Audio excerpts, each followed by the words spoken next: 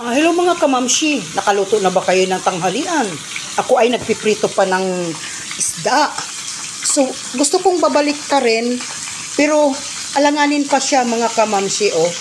Kasi kung pipilitin natin, madudurog. Ayan. So, alanganin pa rin siya, babalik ka rin. So, punta muna tayo doon sa labas mga kamamshi kasi, tara na, samahan niyo ako.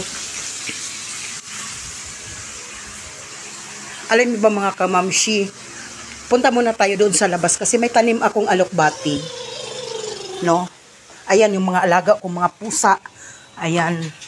No? So dito sa garahe namin mga kamamshi, so labas muna tayo.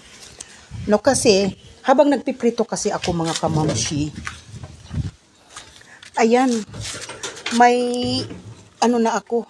may kinukuha na akong alokbati.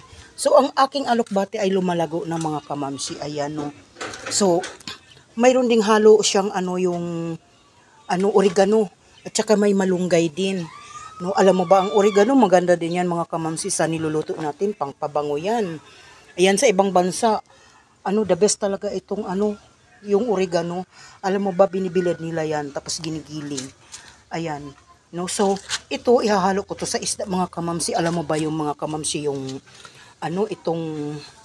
itong alokbati, napakaganda po sa kalusugan natin. Mataas din to sa hemoglobin.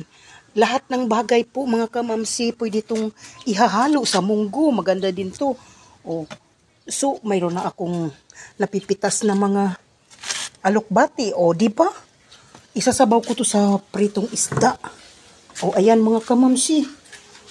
Di ba? Para-paraan na lang mga kamamshi. Hanggang dito na lang. Hanggang sa muli, bye.